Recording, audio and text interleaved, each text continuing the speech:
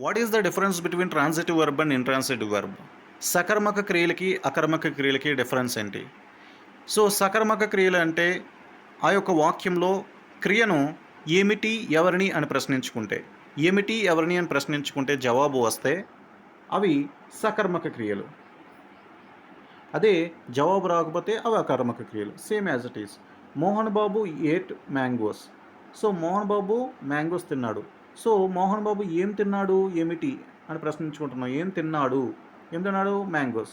Mangoes అనేటువంటి answer వచ్చింది కాబట్టి ఇవి transitive verbs. Next, Shruti Haasan kicked the ball. Shruti Haasan ఏం కిక్ చేసింది, బాల్ క్లిక్ చేసింది కాబట్టి ఆబ్జెక్ట్ ఉంది కాబట్టి ఇవి కూడా ట్రాన్సిటివ్ వెర్బే. ఐ లవ్ యూ అంటే ఎవరిని నేను ప్రేమిస్తున్నాను, నిన్ను అన్నప్పుడు యు అన్నప్పుడు ఇక్కడ ట్రాన్సిటివ్ వెర్బ్ ఉంది కాబట్టి. Sudheer killed him. సుధీరు ఎవరిని చంపాడు, ఎవరిని చంపాడు, హిమ్ కాబట్టి ఇక్కడ కూడా ఆబ్జెక్ట్ ఉంది, ట్రాన్సిటివ్ వెర్బ్. సో ఇక్కడ ఈ ఎగ్జాంపుల్స్ చూద్దాం. Murmu is going to New Zealand. So Murmu ఏమి వెళ్తుంది, ఎవరిని వెళ్తుంది. సో ఏమి వెళ్తుంది, ఎవరిని వెళ్తుంది అన్న దానికి ఆన్సర్స్ లేవు. ఎక్కడికి వెళ్తుంది అనే దానికి ఆన్సర్ ఉంది కానీ మనకి అది కాదు. ఏమి, ఎవరిని, ఏమిటి, ఎవరిని అనే ప్రశ్నలకు ఆన్సర్ వస్తే అప్పుడు ఆబ్జెక్ట్ ఉన్నట్టు, లేదంటే ఆబ్జెక్ట్ లేనట్టు. సో ఈ వాక్యానికి ఆబ్జెక్ట్ లేదు కాబట్టి ఇవి ఇంట్రాన్సిటివ్ వెర్బ్, అకర్మక క్రియలు అన్నమాట.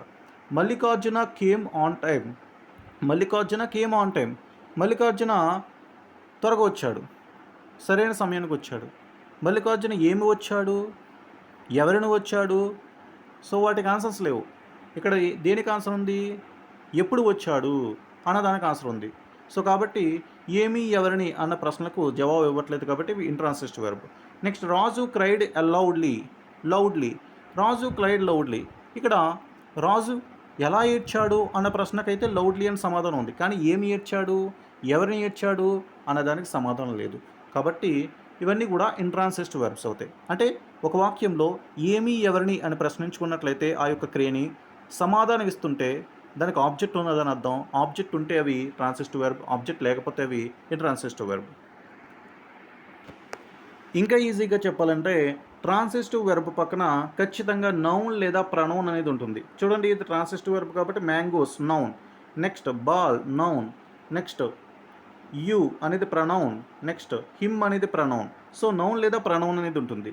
కానీ ఇంట్రాన్సిటివ్ వెర్బ్ పక్కన నౌన్ లేదా ప్రనౌన్ కాకుండా మిగతా పార్ట్స్ ఆఫ్ స్పీచ్ ఉండడానికి అవకాశం ఉంది.